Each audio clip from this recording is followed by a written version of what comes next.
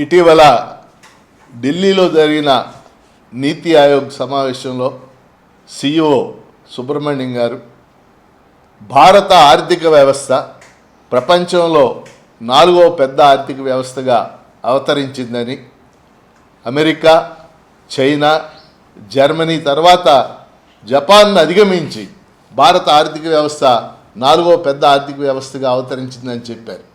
అంతేకాకుండా $4.18 ట్రిలియన్ అంటే సుమారు 365 లక్షల కోట్లతో భారత ఆర్థిక వ్యవస్థ ప్రస్తుతం ఉన్నదని, కొద్ది సంవత్సరాల్లోనే అంటే రాబోయే 3-4 సంవత్సరాల్లోనే 3వ స్థానానికి కూడా అంటే అమెరికా, చైనా తర్వాత 3వ స్థానానికి చేరుకుంటుందని కూడా గొప్పగా వారు చెప్పడం జరిగింది. ఇవేవి కూడా భారతదేశంలో క్షేత్రస్థాయిలో ఉన్నటువంటి పరిస్థితులకి అద్దం పట్టేలా లేవు.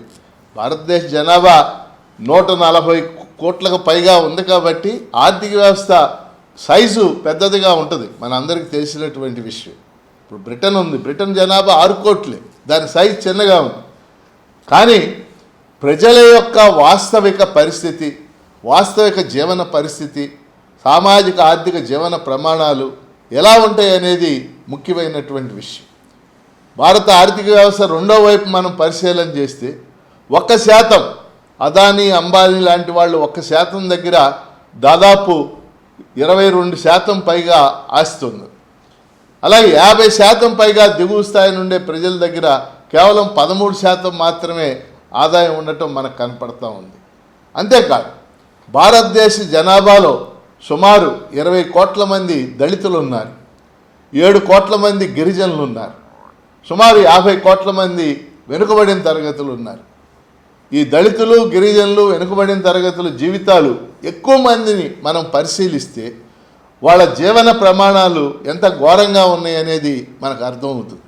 ఈరోజుకి గిరిజనులు కొండ ప్రాంతాల్లో, ఏజెన్సీ ప్రాంతాల్లో వైద్య సదుపాయాలు లేక విద్యా సదుపాయాలు లేక ఇబ్బందులు పడటం అనేది మన కళ్ళ ముందు ప్రతిరోజు కనపడుతున్నటువంటి సత్యం. అలాగే మూడో అంశం ఏంటంటే, ఈరోజు ప్రపంచంలో ముఖ్యంగా అమర్త్య సేన్, పాకిస్తాన్ అర్థశాస్త్రవేత్త మహబూబుల్ హక్ వాళ్ళు మొదటిసారిగా United Nations Development Programme UNDP కోసం ప్రపంచ మానవాభివృద్ధి నివేదిక అనేది తయారు చేయటం ప్రారంభించారు. సుమారు ఒక 30 ఏళ్ల నుంచి మానవాభివృద్ధి నివేదిక తయారవుతుంది. అంటే ఒక దేశ పరిస్థితి దాని ఆర్థికాభివృద్ధిని బట్టే కాకుండా మానవాభివృద్ధి, హ్యూమన్ డెవలప్మెంట్ని బట్టి కూడా ఉంటుంది.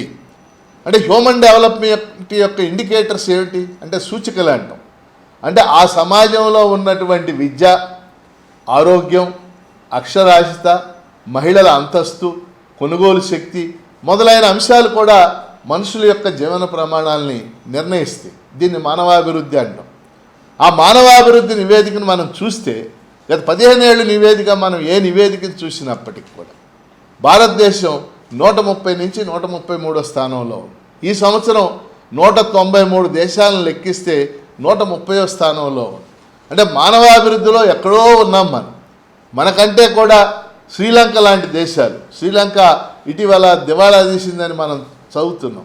కానీ శ్రీలంక మానవాభివృద్ధి నివేదికలో 93వ స్థానంలో, మనం 130వ స్థానంలో ఉన్నాం. అంటే మానవాభివృద్ధి, ఈ ఆరోగ్యం కానీ, విద్య కానీ, అక్షరాస్యత కానీ, శిశు మరణాలు కానీ ఇలాంటివి చూసినప్పుడు మనం ఎక్కడో ఉన్నాం. కాబట్టి ఈరోజు అభివృద్ధి అంటే కేవలం అభివృద్ధి కాదు, మానవాభివృద్ధిని తీసుకోవాలి. ఇంక్లూజివ్ గ్రోత్ అంటున్నారు ఇవాళ. ఇంక్లూజివ్ గ్రోత్ అంటే సమాజంలో అన్ని వర్గాలు అభివృద్ధి చెందినయా లేనా అని కీలకమైనటువంటి అంశం. సమాజంలో ఉన్న దళితులు, గిరిజనులు, వెనుకబడిన తరగతులు, మహిళలు వీళ్ళందరూ కూడా సమానంగా ఉన్నారా లేదా అనేటటువంటి ముఖ్యమైన అంశం.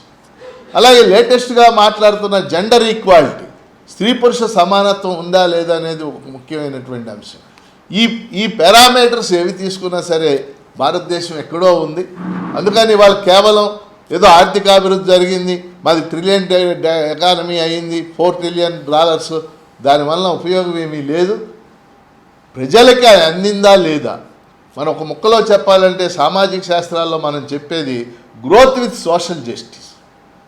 అభివృద్ధితో కూడిన సామాజిక న్యాయం, లేకపోతే సామాజిక న్యాయంతో కూడిన అభివృద్ధి జరిగినప్పుడే ఆ గ్రోత్కి ఒక అర్థం ఉంటుంది. కాబట్టి ఇవాళ భారతదేశంలో ఉన్నటువంటి వాస్తవిక పరిస్థితుల్ని అంచనా వేసుకుని దానికి అనుగుణంగా అభివృద్ధి జరగాల్సి ఉంటుందనేది అందరం కూడా అభిప్రాయపడుతున్నాం. అందుకని గొప్పలు చెప్పుకోవడం మాని సాధారణ ప్రజల యొక్క అభివృద్ధికి ఏం చేస్తారో ఆలోచించవలసినటువంటి అవసరం ఉంది. అలాగే మన రాష్ట్రానికి సంబంధించి కూడా మనం చూసినట్లయితే ఆయన వికసిత్ భారత్ 2047 అంటే ఇక్కడ చంద్రబాబు నాయుడు గారు స్వర్ణాంధ్ర విజన్ 2047 అని. అలాగే ఇటీవల ఆయన కొత్త కాన్సెప్ట్ చెప్తున్నాడు, దీనికి అనుబంధమే అది కూడా P4 అంటున్నాడు, public private people partnership. P4 యొక్క ముఖ్య ఉద్దేశం జీరో పావర్టీ, అంటే దారిద్ర్యం లేకుండా చేయటం. దానికి ఆయన ఏం చెప్తున్నాడంటే సమాజంలో ధనికులుగా ఉన్నవాళ్ళు పేద కుటుంబాలను దత్తత అంటున్నాడు. ఇది కూడా దానికి అనుబంధమైనటువంటి అంశమే. మన ఆంధ్రప్రదేశ్లో కూడా వాస్తవిక పరిస్థితుల్ని ఆయన పరిగణనలో తీసుకోకుండా స్వర్ణాంధ్ర విజన్ 2047 P4 లాంటివి మాట్లాడుతున్నాడు. అక్కడ ఆయన వికసిత్ 2047 మాట్లాడుతున్నాడు.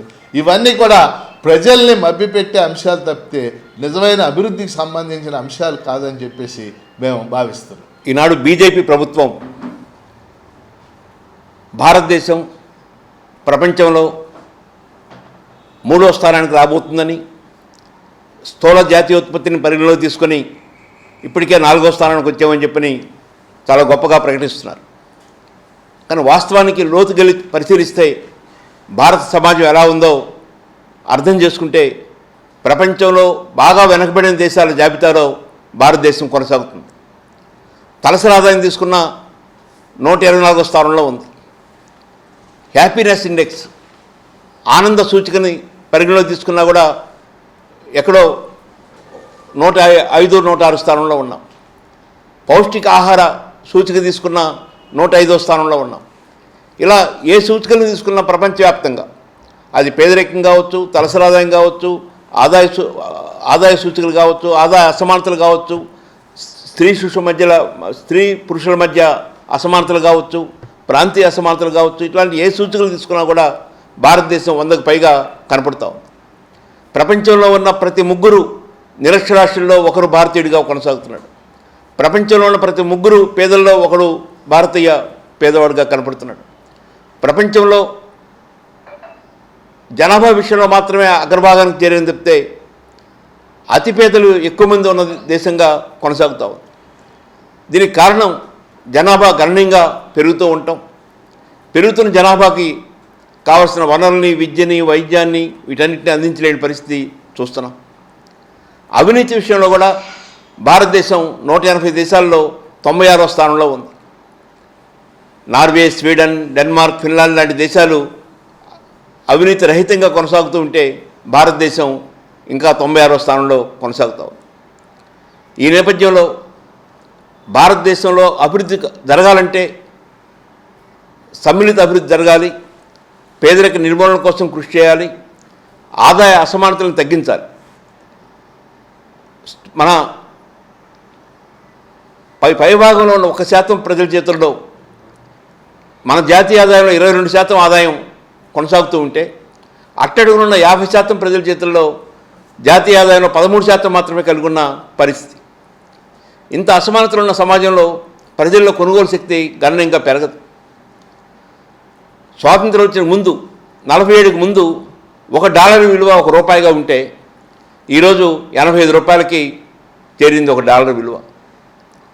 రేపు 2028 నాటికి ₹100 చేరుద్దని భావిస్తున్నారు. భారత ప్రభుత్వం యొక్క అప్పులు గమనిస్తే 1947 నుంచి 2014 దాకా చేసిన అప్పులు 65 లక్షల కోట్లు ఉంటే 2014 నుంచి 2024 మధ్య ఈ 10 సంవత్సరాలు చేసిన అప్పు 130 లక్షల కోట్లకి చేరింది. అంటే విపరీతమైన అప్పులు చేస్తున్న పరిస్థితి. మన ఎగుమతులు తగ్గుతూ ఉన్నాయి, దిగుమతులు పెరుగుతూ ఉన్నాయి. విదేశీ లోటు విపరీతంగా, వాణిజ్య లోటు పెరుగుతూ ఉంది. ఇలాంటి పరిస్థితుల్లో భారతదేశం వికసిస్తుందని, భారతదేశం చాలా అభివృద్ధిగా వేగంగా ముందుకెళ్తుందని అలాంటి భ్రమలు ప్రజల్లో కలిగించడానికి ఈ స్థూల జాతీయోత్పత్తిని ఉపయోగించుకుంటున్నారు. 6 కోట్ల జనాభా ఉన్న ఇంగ్లాండ్ ఎంత ఆదాయం ఉందో 147 కోట్ల జనాభా ఉన్న భారతదేశం అంతే ఆదాయం కలిగి ఉన్న పరిస్థితి. అంటే అర్థం ఏంటి? అక్కడ 6 కోట్ల మంది ప్రజలు తమ ఆదాయాల్ని ఒక మొత్తంగా చేరిస్తే, ఇక్కడ 145 కోట్ల మంది ప్రజలు కష్టపడి ఆదాయాన్ని సమకూరిస్తే ఈ 6 కోట్ల ప్రజల ఆదాయానికి సమంగా 145 కోట్ల ప్రజల ఆదాయం వస్తుంది. దీన్ని మనం చాలా గొప్పగా చెప్పుకుంటా ఉన్నాం. చైనా భారతదేశం రెండు 1990 దాకా దాదాపు సమానంగా ఉన్నాయి. స్థూల జాతీయ ఉత్పత్తి కానీ, పర్ క్యాపిటల్ ఇన్కమ్ కానీ, పేదరికం కానీ అన్ని విషయాల్లో సమానంగా ఉంది. కానీ 1990 నుంచి ఈ రోజు వరకు చైనా మనకన్నా అనేక రెట్లు ముందుకెళ్ళిపోయింది. మన తలసరి ఆదాయం 2,880 కోట్లు ఉంటే, 2,880 రూపాయలు ఉంటే, $2,880 ఉంటే చైనా యొక్క తలసరి ఆదాయం 15-16 వేల డాలర్లకు చేరింది. మన స్థూల జాతీయ ఉత్పత్తి $4.1 ట్రిలియన్ ఉంటే చైనా యొక్క స్థూల జాతీయ ఉత్పత్తి $19 ట్రిలియన్ చేరింది. అంటే మనలాగా జనాభా ఎక్కువ ఉండి వెనుకబడిన దేశంగా ఉన్న చైనా మనకన్నా 5-6 రెట్లు ముందుకెళ్ళిన పరిస్థితి చూస్తున్నాం. ఈ నేపథ్యంలో కేంద్ర రాష్ట్ర ప్రభుత్వాలు ఎక్కువ ప్రాధాన్యత ఇవ్వాల్సింది మళ్ళా పిల్లలను కనమని కాదు. మన ముఖ్యమంత్రి పదే పదే చెప్తూ ఉన్నాడు, ఇంకా ఎక్కువ మంది పిల్లలను కనండి, భవిష్యత్తులో జనాభా తగ్గిపోద్ది, స్త్రీల సంతానోత్పత్తి తగ్గిపోతూ ఉంది అని చాలా దూరదృష్టితో చెప్తున్నాడు. కానీ ఈ అనర్థాలన్నింటికీ మూలం అత్యధిక జనాభా ఉండటం. అతి తక్కువ జనాభా ఉండి ఎక్కువ ఆదాయాన్ని పెంచుకుంటూ ఉంటే ఆ సమాజం ముందుకెళ్తూ ఉంటుంది. కానీ మనం జనాభా పెంచుకుంటూ ఉన్నాం, ఆ మేరకు తలసరి ఆదాయాన్ని తగ్గించుకున్న పరిస్థితి చూస్తున్నాం. కాబట్టి ముఖ్యమంత్రి చంద్రబాబు నాయుడు గారు పదే పదే పిల్లలను కనండి అనే మాట మాని ప్రజల మధ్య ఉన్న అసమానతలు తగ్గించడానికి, ప్రాంతీయ అసమానతలు తగ్గించడానికి, పేదరికం నిర్మూలించడానికి, మంచి విద్యని వైద్యాన్ని ప్రజలందరికీ అందించడానికి కృషి చేస్తారని ఆశిస్తున్నాను. రేపు జరగబోయే కడపలో జరుగుతున్న మహానాడులో ఈ రాష్ట్రం సమ్మిళిత అభివృద్ధికి తోడ్పడే విధంగా, అన్ని ప్రాంతాలు సమంగా అభివృద్ధి అవడానికి తోడ్పడే విధంగా, అవినీతి రహితంగా ముందుకెళ్ళడానికి నిర్ణయాలు తీసుకుంటారని ఆశిస్తున్నాను.